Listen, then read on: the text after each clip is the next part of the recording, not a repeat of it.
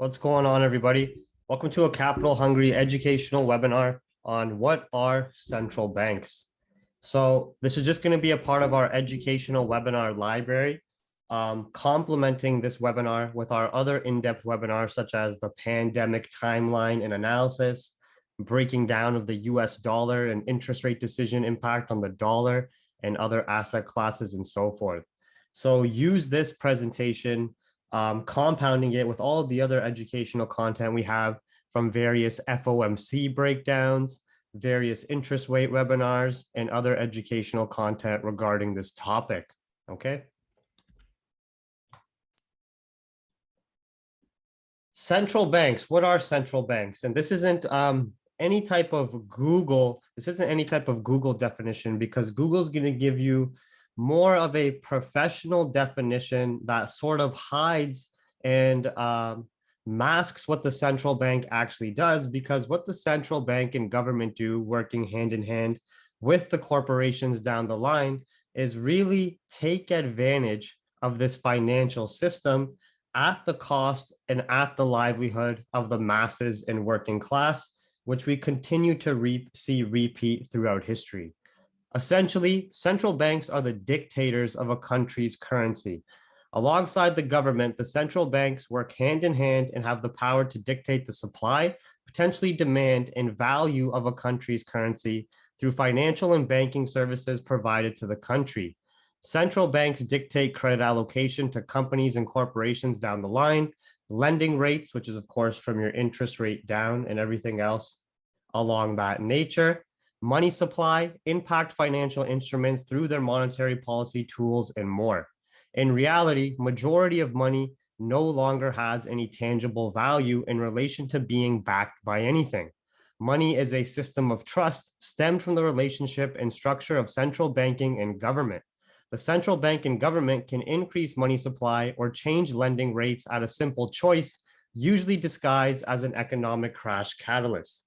So basically, when you're looking at the financial or economic structure of a country in the hierarchy, you pretty much have the central bank and governments and corporations in line, working hand in hand, sitting at the very top, dictating the value of the currency and everything else down the line, which trickles down to the consumer and citizen, AKA all of us. But at the end of the day, what we have to understand are the people in charge of these central banks, the people in charge and these government officials, these big CEOs and so forth, and these corporations across various industries which run our economies and world. At the end of the day, they are people. They are human beings who fall victim to same human behavioral patterns, such as greed, selfishness, the thirst of power, and more. This is very heavily seen when we look at how the connections of central banks and our economies go down the line as well. This is just a very, very simple hierarchy in understanding the connections of central banks down the line to us. So I pretty much put the central bank at the top here, but it works hand in hand with very strong connections between government, banks, and corporations and the central banks. Honestly, if you were to go to backtest and look at a lot of different positioning in terms of actual like jobs in banks and corporation, jobs in the central banks, and jobs in government, a lot of these occupations at the higher end and higher scale, such as executives in corporations, government, upper government officials, when you're looking at a government system, major central bank heads and central bank officials, a lot of these various positions are heavily interchanged. There's been plenty of times where you've had someone who's been the CEO of JP Morgan and their investing aspect who becomes a central bank head or gets very close in working into the central bank. Or you have someone who used to be the central bank head who now becomes working in the Treasury Department in the government, and vice versa, right? So even though I have the central bank more at the top here, because that's where the money comes from, that's where the value, that's where the credit allocation rates and so forth get dictated, we have to understand that the powers and control in the corporate world, in government and central banks, essentially are working hand in hand to create strong benefits for each other at the cost and livelihood of the masses, the consumer, the citizen, aka us. So you have the central banks that dictates the interest rates on all lending down the line, money supply, credit allocation, and essential value of a country currency, with major impact of the above, aka all the monetary policy changes on asset classes within an economy. The government, which has a very strong relationship and works interconnected with the central bank, and of course the corporations, because you can always see how in the government you have tons and tons of lobbyists and billions to trillions of dollars going into lobbying that comes from your corporate executives and big corporate CEOs and so forth from various industries. So a lot of various government policies get dictated by a corporate agenda, or a lot of various corporate spending may get dictated by a government policy or central bank credit allocation and so forth. These three major players in control really have major stronghold on our lives, financial system, and day-to-day decisions. And you're going to notice that because the government officials, they're the ones who create all the various policies and rules you have to follow. The banks and corporations, whether it's in big media, big food, big pharma, and so forth, they're the ones who control what you consume mentally, physically, and financially. And the central banks are the ones who dictate all of the various rates, money supply, impact your inflation, your cost of living, your wages, and everything else down the line, which all of it trickles down to us literally getting the shit end of the stick pretty much, right?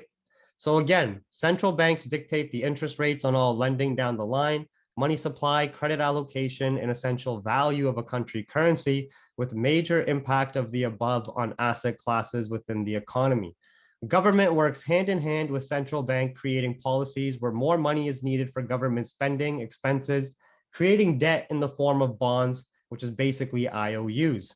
Banks and corporations attains credit, lending capabilities, and money via the central banks, adjusting lending rates to consumer via central bank rates, and also working closely in corruption with government policies, lobbying, and so forth.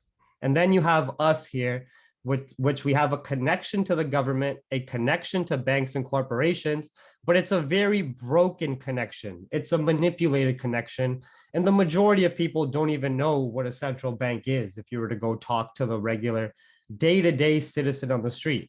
But then you have us, the consumer and citizen, with no clue why your wages are so low, cost of living so high, and why debt keeps increasing, with a broken connection to both government and banks and corporations, as we're getting primarily fed bullshit from both of these angles.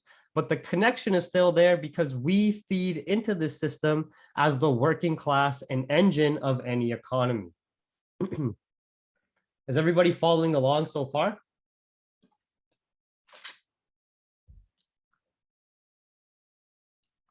Okay. And obviously, when you're looking at the ins and outs of a central bank, when you're looking at the hierarchy of a central bank, you can go into far more detail. But in this webinar and presentation, I want to keep it very simple to understand, to have an understanding of what is actually impacting us in terms of our day-to-day lives and in terms of what we actually trade and look at.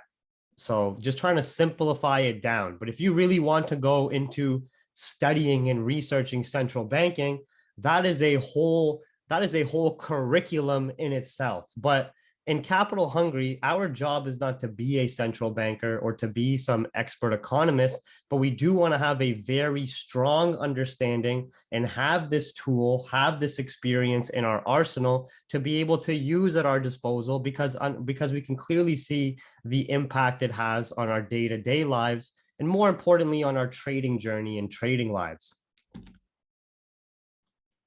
So the Federal Reserve Global Financial Crisis 2008. The 2008 global financial crisis is a great example highlighting how the central banking system can be used in a variety of ways, mainly that benefit the ruling elite at the cost of the working class. The global financial crisis was caused by banking and investing greed into junk mortgage bond packages that led to a stock market crash, which wiped out years of financial gains. Millions of citizens lost jobs as the global financial crisis had a ripple effect on the US economy. But majority of the institutions that caused the crisis were bailed out by government policies and central bank money printing. At the same time, after the market crash, the Federal Reserve dropped interest rates lower and increased money supply. Having interest rates lower, this helped promote lending and economic activity, but not essentially from a working class perspective, where they just got hit with an economic crash and were losing their jobs, losing their savings and so forth, but from a more corporate and banking level, leading to huge gains in the equity markets over the next years to come, with the rich getting richer as the gap between rich and poor widened. The central bank and government, with access to the best technology, information, data, systems, and so forth, pretends they have no clue what was happening and why, and picks very specific times to intervene into the crisis, creating a fire sale in the stock market. Low prices, low rates, support from the feds, and market makers riding the wave. This is what created that market cycle of having a financial crisis where there's always a catalyst attached that creates this financial crisis. Whether we can confirm a lot of these catalysts are planned, controlled, or unplanned, that's not what matters to us. What matters to us is more of the market impact and clearly seeing that the action the central bank takes for that crisis has huge impact and leading to a full recovery in the stock market and leading into full recovery in various commodity prices, housing prices, and so forth. So the global financial crisis is a great example to how deep the impact of central banking really is on the financial systems and economies, how negatively it can impact the working class and middle class while manipulating them into thinking that they have no clue what's going on. The government is so shocked at another cycle of economic crash that conveniently repeats every 10 to 15 years and conveniently leads to the rich getting richer while the middle class and working class get stomped on, right? So obviously, going into studying the 2008 financial crisis, you can find I've even gone through, I think, timelines of that and done breakdowns of that, of the actual crisis, when the feds increase their money printer and money supply, when they keep interest rates low, and until they start shifting their policy decisions from going into tapering and rate hike process and so forth. So the impact is clear. It is very easy to see the impact that central banking can have on financial markets and day-to-day life of the masses. So for us as retail traders, it is important to learn the impact of central banking on the markets. We have to understand a few key basic topics. We will use the Feds and pandemic as example, and in relation to what we trade and know. We have to understand the impact of money supply changes to a currency, economic data, and so forth, impact of interest rate changes on a currency, economy, and markets, impacts of central bank programs and monetary policy tools such as quantitative easing or asset purchase programs, and central bank psychology and how it goes hand in hand with the concept of pricing in. So money supply changes.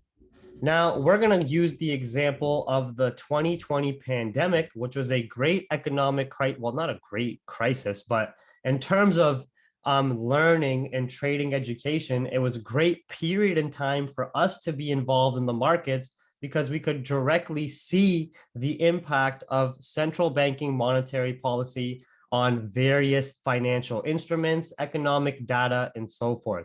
We're, of course, going to be using the example of the central bank Federal Reserve, the US's central bank, and of course, the example of the 2020 pandemic, okay? So money supply changes.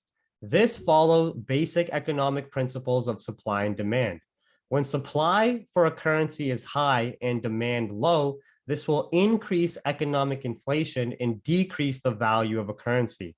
A lower supply and higher demand for a currency will increase price of the currency and of course, combat inflation. Central banks can change money supply simply off of a decision, usually induced by a fundamental catalyst. For example, the catalyst of US lockdowns, which was caused by, of course, the 2020 COVID pandemic, which led to a weak and stagnant economy. Because the US economy, based on a government choice, was locked down for this huge, very scary COVID-19 virus, we had economic activity turn completely into zero, go stagnant, right? The economic light switch completely turned off. What the feds did during this period of time that they masked to the masses was saying, we're going to use our monetary policy tools. We're going to use our magic money printer. We're going to use all of our tools at our disposal and try to help the economy and help you, the working class people. This was very easily masked and hidden within the $2 trillion stimulus packages, with $2 trillion stimulus packages only being a fraction of the money that was actually printed and increased, being in the excess of $15 trillion, right? So the people, the working class that are already dealing with this hysteria of an economic crisis, whether it is 2008 GFC or the 2020 pandemic, and they're already in a very susceptible state to manipulation and programming, being in fear mode. They get told, hey, by their government officials and leaders who they're supposed to trust, hey, we're going to do our best to help you, to make sure you are okay during the situation. That is nothing but a mirage. What they're really looking to do is use this crisis, whether it's man-made or not, is for a topic of conversation for maybe another conspiracy webinar we can talk about. But whether the crisis is man-made or not, they use this crisis as an opportunity to extend their own wealth and generational wealth for the ages to come, repeating a continued economic cycle. So March 2020, peak hysteria of the US lockdowns and COVID hitting the world. Completely, oh man, I forgot to edit this presentation by Salford and Coastal, but who cares? It's supposed to say Capital Hungry, but I was in the zone. But anyways, March 2020, because I just used Canva. I just used some like preset templates and then put in all the information we need. But anyways, I like this template. It was supposed to be for a law presentation. But yeah, anyways, back to the topic. March 2020, prime hysteria. News headlines are filled with COVID fear, lockdown fear. People are scared. People are susceptible to programming. This is when the Federal Reserve behind the scenes exponentially increases the money supply. This is a US money supply chart, right?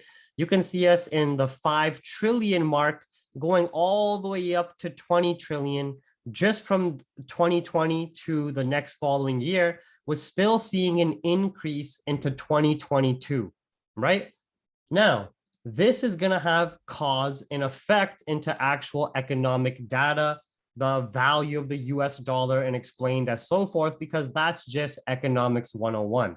When you have a huge surge in the money supply circulation within an economy, but there's no demand to really pick it up or to validate it on the other end in terms of economic activity and in terms of overall GDP and economic growth, what you have happen is a massive increase in inflation.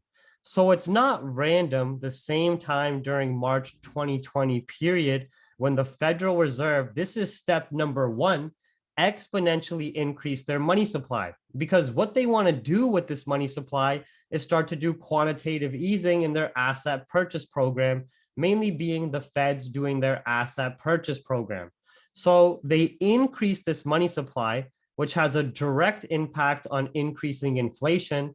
This is just highlighting inflation in terms of US consumer prices on all items, showing us that consumer prices on all items had an exponential, very steep increase overall over the course of that same yearly period, and very specifically at that March 2020 period. What they do is take that money supply, and then through their asset purchase program, they tell the public, hey, we're going to start helping the economy. We're going to ensure the economy doesn't crash. First, they let the stock market hit a crash point. They let the hysteria go wild. They let people get induced and completely suffocated in fear. They let years worth of stock market gains get wiped out. They let price on asset classes go to very surgical specific price points before interjecting and taking this action, which they could take at any point in time. Right? Then through their asset purchase program, they start buying mortgage-backed securities, commodities, stock market, ETFs, and more. So they can literally say, all right, well, because of this economic catalyst, we're going to just literally magically increase the money supply. They can magically, literally increase money supply without having any validation or assets to back it, just saying we are going to do this for the reason of this catalyst, and they go convince the public otherwise and how it's in their best interest for them to take this action. The same narrative as any other economic crisis or collapse, right? But this has effect on US dollar value and on economic inflation. They understand this, but remember, the definition of inflation. Inflation inflates the price of everything within an economy.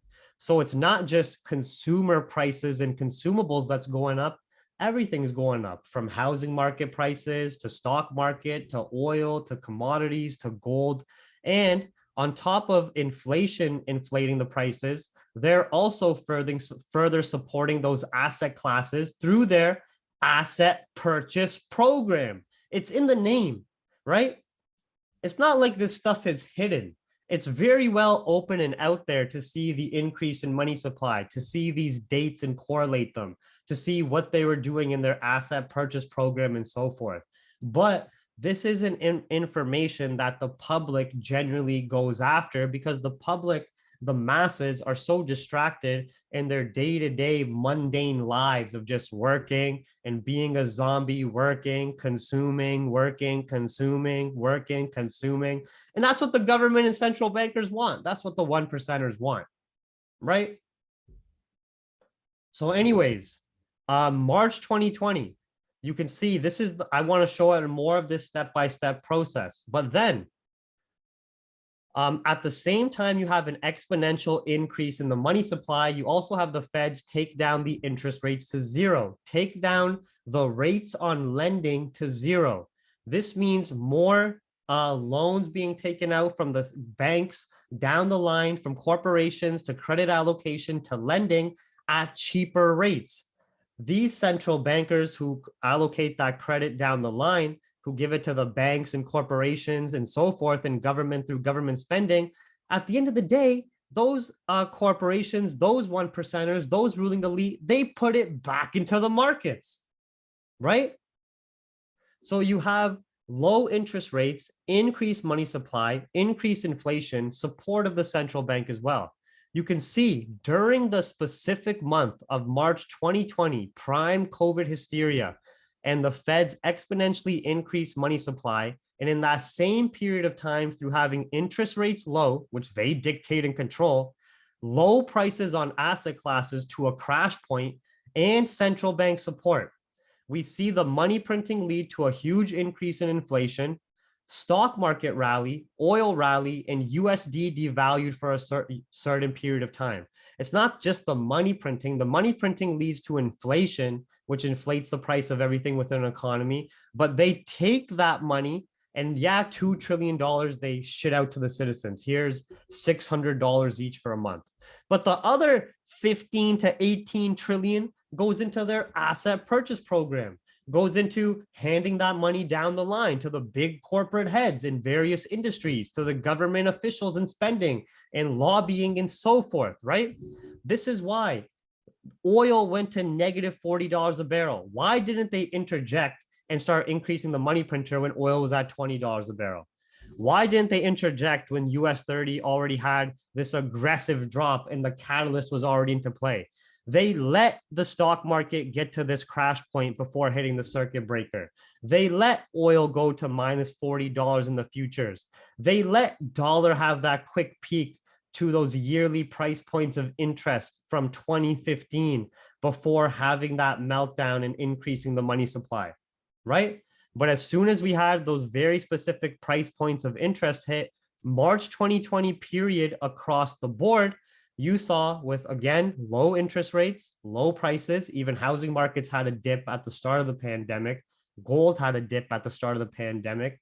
Low prices, low interest rates, inflation going up, asset purchase program of the Feds, an increase in money supply, huge gains made in the stock market above the crash point. Huge gains made in oil above the crash point, right? Dollar get absolutely devalued to historical lows during that whole period of time because you have a huge increase in money supply and less demand in the dollar at that time, because where is all of the banking corporate investor demand? In these asset classes, making them richer and richer, right? What's very important about this is these huge gains that's induced by the central bank and government policies working in hand with the corporations, a cyclical process that repeats in history. This was during prime COVID hysteria, when the people, the working class, were losing jobs, were locked down, were not even able to do their basic day-to-day things of like going to the gym, going grocery shopping, going to see their friends and family. We're put into positions of solitude, mental depression increasing, suicide increasing, dependency on alcohol, opioids, and other drugs increasing, the media and news constantly putting it on our faces from all angles. But behind the scenes, the money moves were sweeter than sugar.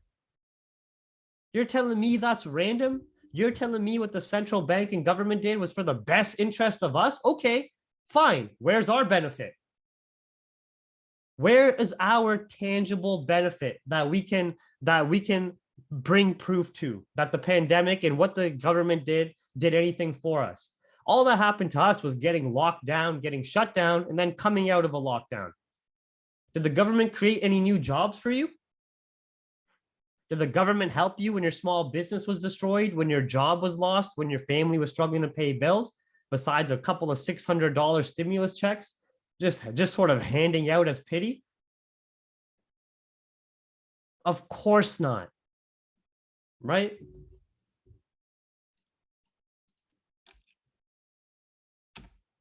So you can see the dates are not random. The Salford and Co is pissing me off, but it is what it is. So you can see the impact the central bank has with their monetary policy tools of increasing money supply, of decreasing the interest rates, allocating the credit and money down the line, the purchasing of government bonds and mortgage-backed securities and so forth to give the government money to spend.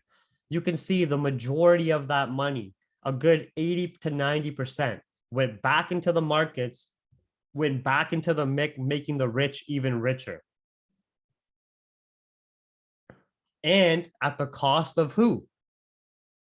The working class, the middle class, the poor, right? But what we can also take away from this is clearly the actions of the central bank had huge amounts of market impact for more than a 2-year period. So doesn't that mean that you understanding these central bank policies and how they impact the markets, these various economic catalysts, and you having an understanding of this, you don't think it's going to impact your day-to-day trading as a day trader or scalper? You don't think you being a GU trader or Euro USD trader or USD CAD trader during the time dollar was bearish here, or how it's been bullish ever since on the pricing in concept we'll talk about in a minute, you don't think that's going to be impacting your GU, your Euro USD, your USD CAD, your AUD USD? These are the market makers. So for people who say fundamentals don't matter, when fundamentals are the foundation, the starting point, is absolutely ridiculous. Fundamentals do matter, but understanding fundamentals, learning these concepts takes time, takes effort, takes a lot of study, a lot of trial and error, right? So money supply and rate changes asset purchase program, and so forth. For more than 2 years, we saw stock markets rally, housing market go up, oil rally to historical highs, and so forth in the middle of a global pandemic. While the working class was losing jobs, small businesses destroyed, buying power of the dollar decreased, cost of living going up, locked down and stepped on, the rich got richer. This is a direct, real life impact of central banks and governments working hand in hand to extend the generational wealth of the ruling elite at the cost of the masses. Primary, quick, basic cheat sheet. Low interest rates and high money supply equal higher economic inflation, weaker currency, but stronger stock markets and other classes through lower rates and central bank asset purchase programs and quantitative easing, primarily during an economic crisis or collapse. That is just conveniently following a cycle and very repetitive historical process. Higher interest rates and lower / controlled money supply equals controlled or decreasing economic inflation, stronger currency, but weaker stock markets and other asset classes, because having higher lending rates doesn't make it as favorable to be investing into these asset classes long term. The same time, you have less support of the central banks through their asset purchase program or quantitative easing, right? So normally what you would see is higher interest rates equals higher currency value, lower interest rates equal lower currency value, and the inverse on the impact of the correlated equity markets. But this is not enough, as the markets move on anticipation, hence the pricing in concept, and hence why central bank signals and rumors are so important. Central banking psychology. Because central banks' monetary policy plays such a major role in the financial markets, they themselves understand the power that they hold. This is why central banker meetings and speeches are so important for financial instrument impact, and the market adjusts to even rumors of policy changes. This is where tracking, understanding, and breaking down central bank policy signals and rumors is very important, and the pricing in concept comes to play. After understanding the impacts of central bank policies, we have to constantly look out for signals and rumors from central bank members and assess market impact and changes on market sentiment and behavior to see how we can use it to our advantage. A great example is how the US dollar a great example is how the US dollar was extremely bearish when the Feds increased money supply and kept interest rates very low, which you would primarily want to be playing a US dollar bearish bias for that period in time on top of your technical analysis when you're trading pairs like GU, Euro USD, and USD CAD. And another great example is ever since mid-2021 last year to 2022, this is a better example of the pricing in concept where the dollar has been so bullish on markets adjusting to rate hike signals and rumors before rate hikes even happen. The Fed starting to talk about decreasing the assets on their balance sheet, starting the tapering process of their asset purchase program, starting to look at interest rate hikes. Them just giving the signals and rumors and adjusting the market to this information had more of the impact than the actual rate hikes themselves. Right? A great webinar for this is, of course, the pandemic US dollar timeline webinar, where I break down how we started to see the shift in US dollar from bears to bulls with the discussions of tapering, the tapering process, interest rate hike rumors, and so forth. You guys remember that webinar where we break down the charts? Probably done it like 100 times now. But this is why I'm talking about that. This presentation goes great in hand with our other educational webinars there as well.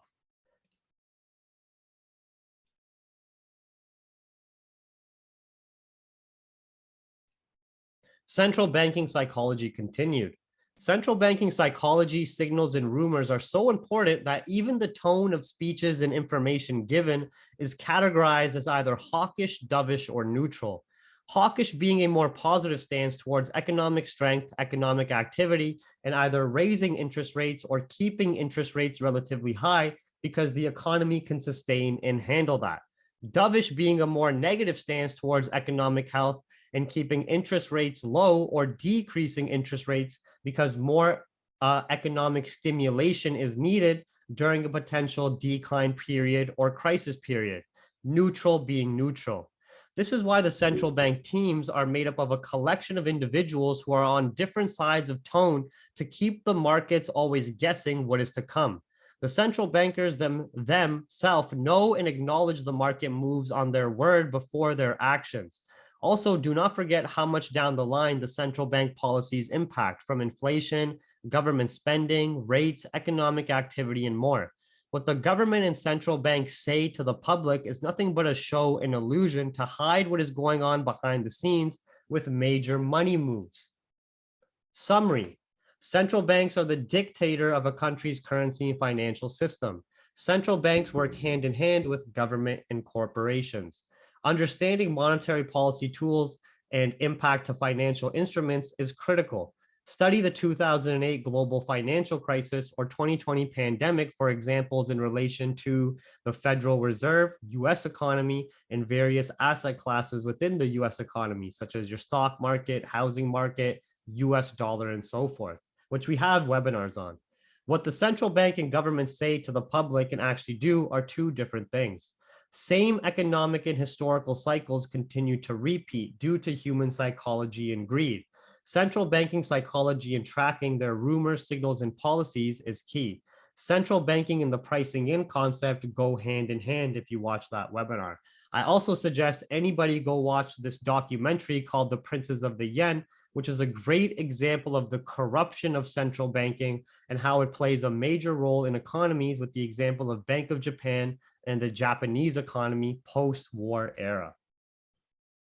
All right, everybody, thank you. Webinar presented by Capital Hungry Market Research Group. Any questions, please let me know now. Otherwise, I'm going to save and upload this, and we'll do the weekly recap shortly for this fresh week.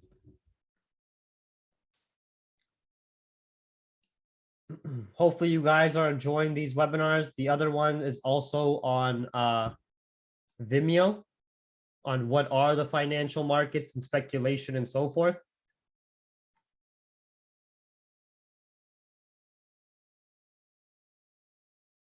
So no questions, no objections, no complaints. Obviously, again, remember, central banking is something that you could be studying for a period of years, and it's its own curriculum within itself. But we are looking at the applications in terms of our trading, the impact in terms of our lives in the asset classes that we look at, and the main monetary policy tools that we need to pay attention to. Does that make sense to everybody? You could do just 50 individual webinars on just central banking itself if you really wanted to, on how in-depth and intricate it really is and how much of a role it plays in economies, corporations, banking, and so forth. But hopefully you guys enjoy this. Doesn't look like any questions, complaints, objections, issues, or anything else. I'm going to save and upload this, and everybody take care. Have a nice day.